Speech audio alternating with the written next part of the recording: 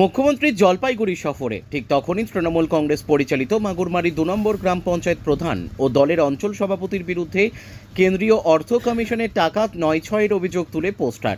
ধূপগুড়ি ব্লকের মাগুরমারি ২ নম্বর গ্রাম পঞ্চায়েতের বিভিন্ন এলাকায় প্রধান সীমা রায় এবং অঞ্চল সভাপতি তপন সরকারের বিরুদ্ধে পঞ্চদশ অর্থ কমিশনের ২৫ লক্ষ টাকা ৯/৬-এর অভিযোগ নিয়ে পোস্টার, হাতে লেখা পোস্টার টাঙিয়ে দেওয়া হয়েছে গ্রাম পঞ্চায়েতের কার্যালয় সহ বিভিন্ন এলাকায়, যেখানে সিবিআই তদন্তের দাবি করা হয়েছে।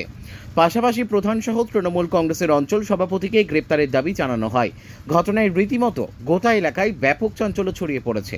ঘটনার জানাজানি হতেই এলাকায় যায় তৃণমূল কংগ্রেসের ব্লক সভাপতি সহ নেতৃত্বরা। তবে কারা এসব পোস্টার লাগিয়েছে তা নিয়ে দ্বন্দ্ব দেখা দিয়েছে। বিজেপির দাবি, তৃণমূলের কংগ্রেসের সকলেই চোর এবং আর্থিক ৯/৬-এর সঙ্গে জড়িত। স্বাভাবিকভাবে এদের নামে পোস্টার পড়বেই।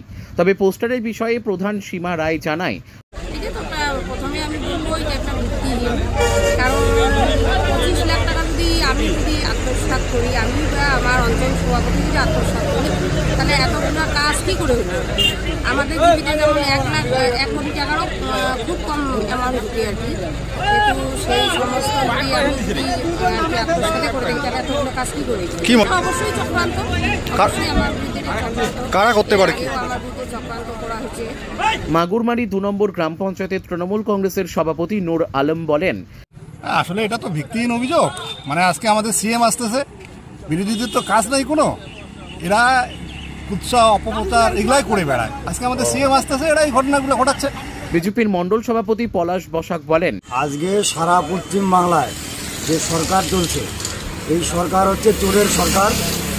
এদের মন্ত্রী থেকে শুরু করে আজকে নিচু স্তর পর্যন্ত অঞ্চল সভাপতি এবং প্রধান থেকে শুরু করে সবাই আজকে চোর। আজকে দেখা যাচ্ছে যে এই সরকারের যে কেন্দ্রীয় সরকার যে টাকা পাঠাচ্ছে, আজকে তৃণমূলের এই প্রধান এবং তৃণমূলের নেতারা সেই টাকা আজকে সাধারণ মানুষের জন্য যে উন্নয়নের টাকা, সেই টাকা তারা আজকে আত্মসাৎ করছে। ধূপগুড়ি থেকে ভাস্কর মহন্তের রিপোর্ট, আমাদের টিভি।